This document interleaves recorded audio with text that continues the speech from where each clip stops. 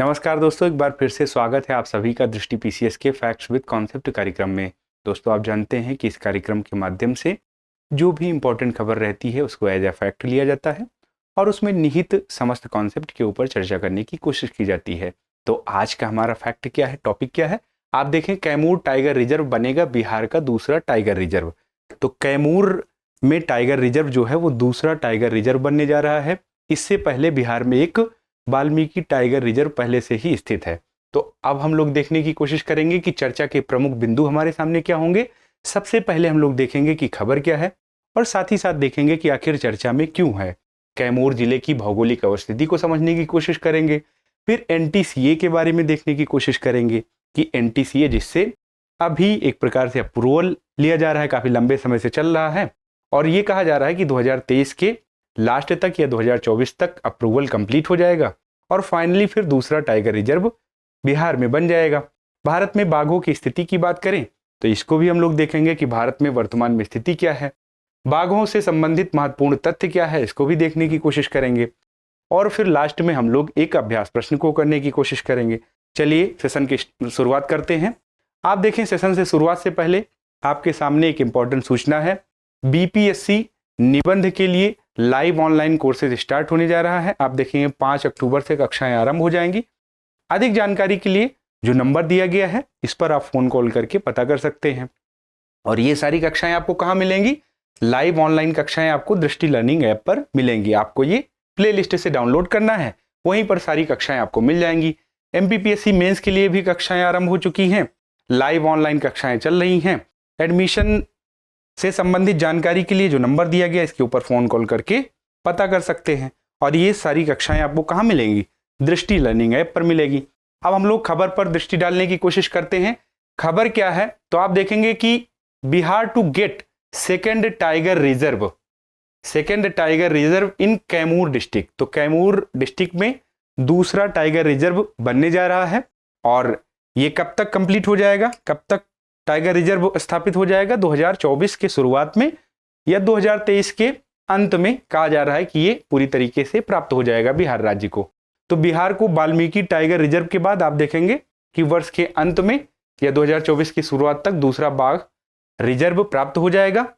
अभी कैमूर वन्यजीव अभ्यारण्य बिहार में है, कैमूर डिस्ट्रिक्ट में। इसी को कहा जा रहा है कि बाघ कैमूर वन्यजीव अभ्यारण्य को कैमूर टाइगर रिजर्व में चेंज कर दिया जाएगा।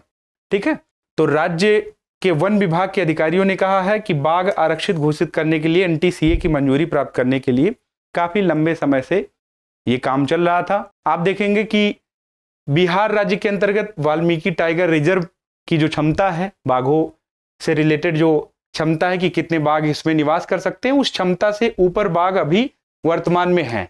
तो इसके कैपेसिटी की बात की जाए कि सैचुरेशन पॉइंट इसका कितना है, तो 50 बाघों की संख्या बताई जा रही थी।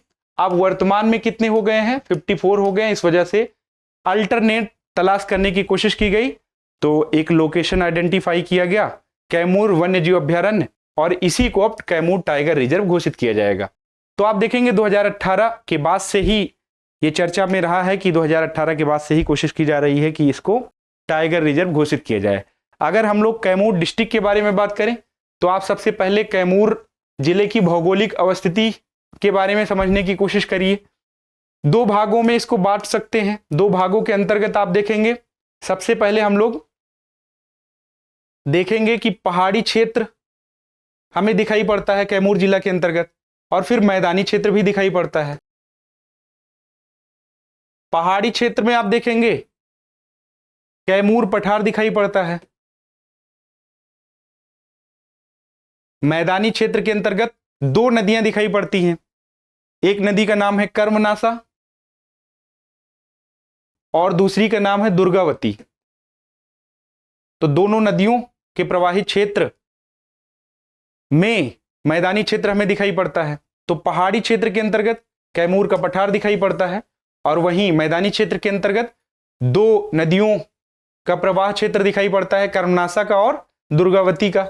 अगर हम लोग भौगोलिक अवस्थिति के ही अंतर्गत आइडेंटिफाई करने की कोशिश करें कैमूर को, तो आप यहां पर देख पा रहे होंगे ये अपना प्यारा भारत है और भारत के ही अंतर्गत बिहार राज्य के कैमूर डिस्ट्रिक्ट की बात करें तो यहां पर कैमूर डिस्ट्रिक्ट दिखाई पड़ता है और कैमूर डिस्ट्रिक्ट में कैमूर वन क्षेत्र दिखाई पड़ता है, खूबसूरत वन क्षेत्र है।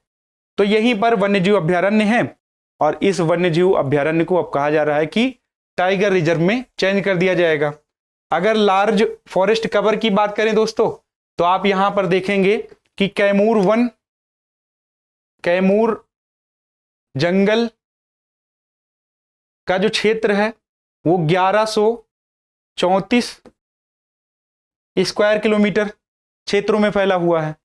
तो 1134 स्क्वायर किलोमीटर क्षेत्रों के अंतर्गत आप देखेंगे इसका क्षेत्र कहां तक दिखाई पड़ता है, उत्तर प्रदेश और झारखंड, मध्य प्रदेश में भी कैमूर का जंगल दिखाई पड़ता है।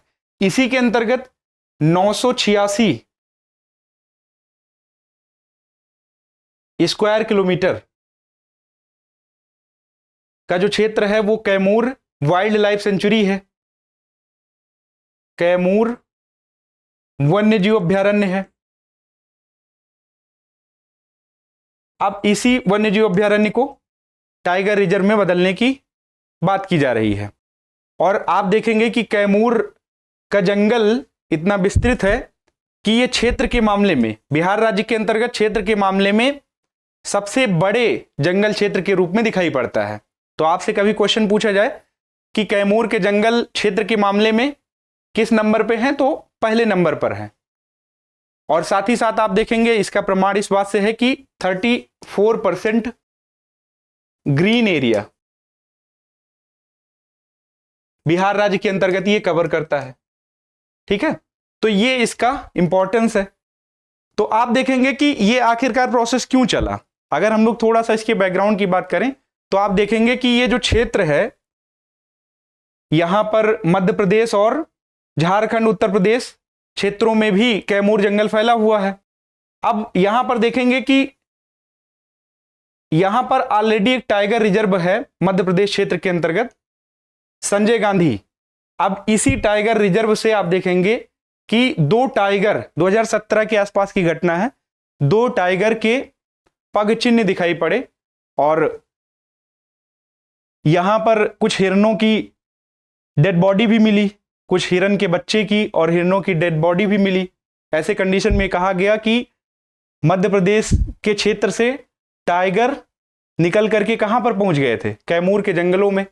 तो इस वजह से इसको आइडेंटिफाई किया 2017 में, और 17 में आइडेंटिफाई करने के बाद ये कहा गया कि इसको समय के साथ टाइगर रिजर्व में बदल देना चाहिए, कैमूर वन्यजीव अभ्यारण्य को टाइगर रिजर्व में बदल देना चाहिए।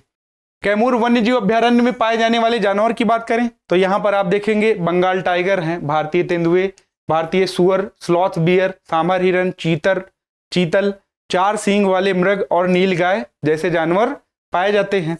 ठीक है, अगर हम लोग दोस्तों NTCA की बात करें, जिससे अप्रूवल लेने की बात की जा रही है, अप्रूवल लगभग कंप्लीट हो चुका है और 2023 के लास्ट तक या 2024 के प्रारंभ में ही टाइगर रिजर्व पूरी तरीके से बन जाएगा।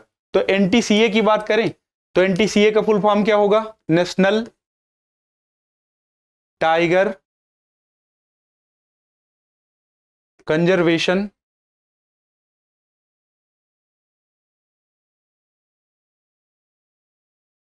अथॉरिटी, राष्ट्रीय बाघ संरक्षण प्राधिकरण। यह पर्यावरण, वन और जलवायु परिवर्तन मंत्रालय के तहत एक वैधानिक निकाय है। अगर इसके गठन की बात करें तो आप देखेंगे कि 2006 में इसका गठन किया जाता है और किसके अंतर्गत, वन्यजीव संरक्षण अधिनियम 1972 की धारा 38 के अंतर्गत इस प्राधिकरण का गठन किया जाता है।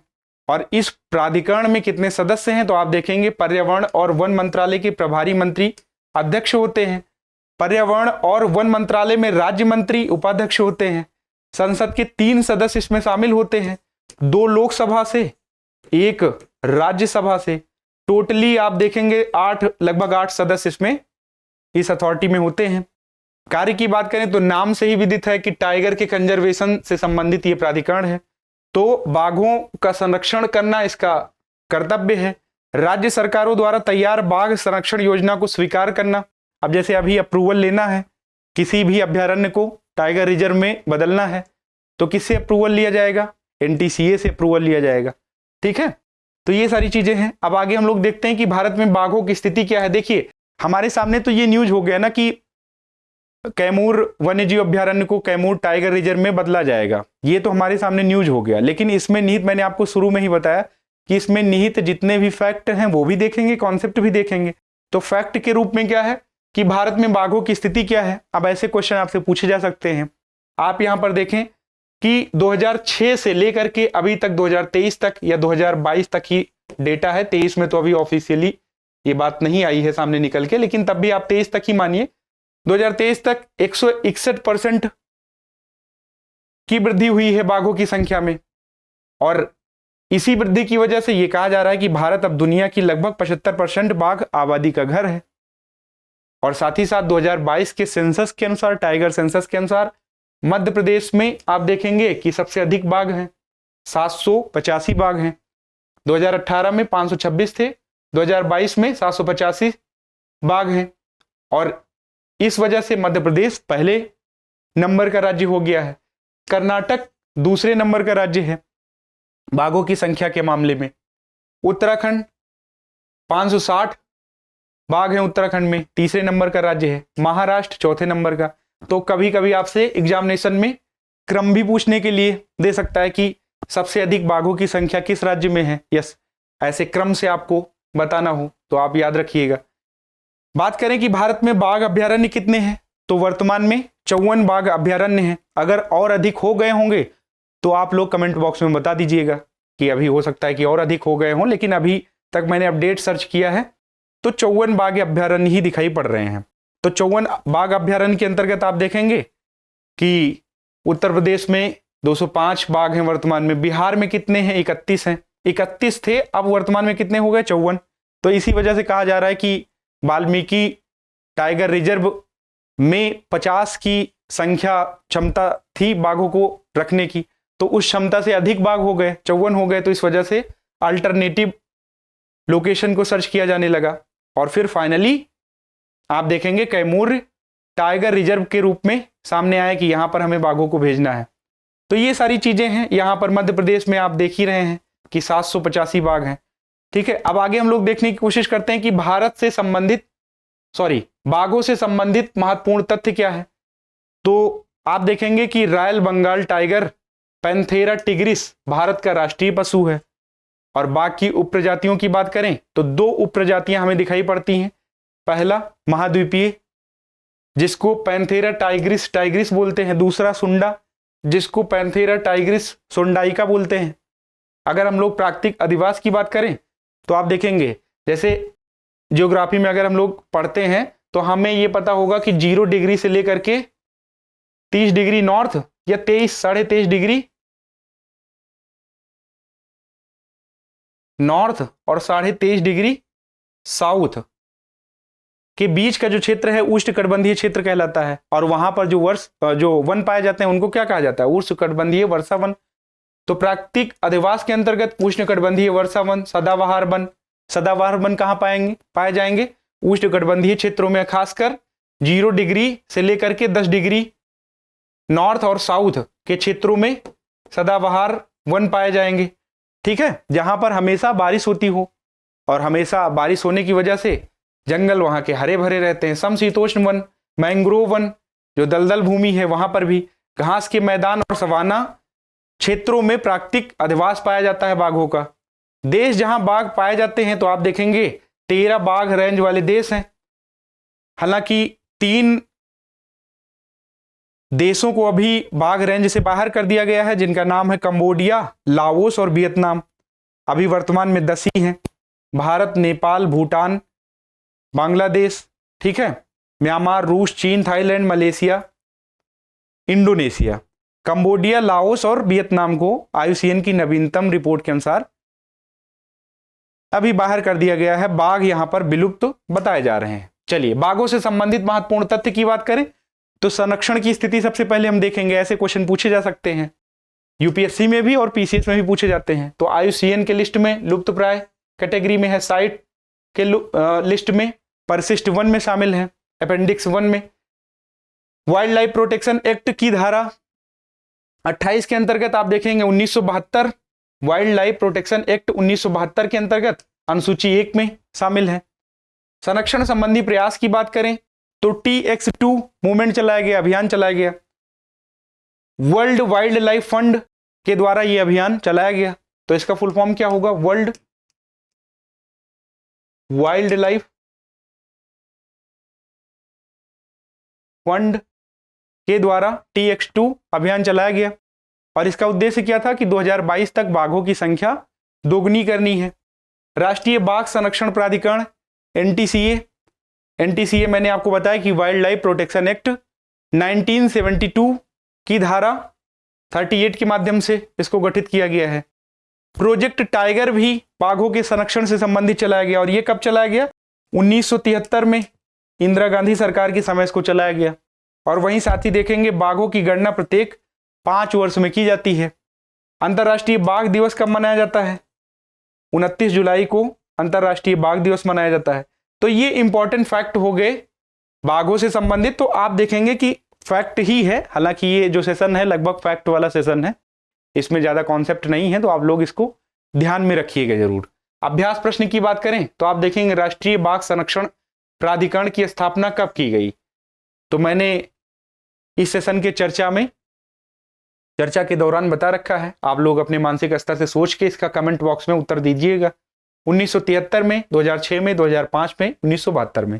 तो इसका सही विकल्प क्या है आप लोग कमेंट बॉक्स में बताइएगा। और इस सेशन से संबंधित जो PDF है उसको प्राप्त करने के लिए डिस्क्रिप्शन में टेलीग्राम लिंक दिया हुआ है, उस पर क्लिक करके आप इसकी PDF पा सकते हैं। तो चलिए मिलते हैं अगले सेशन में, तब तक के लिए अपना ध्यान रखिए। बहुत बहुत धन्यवाद।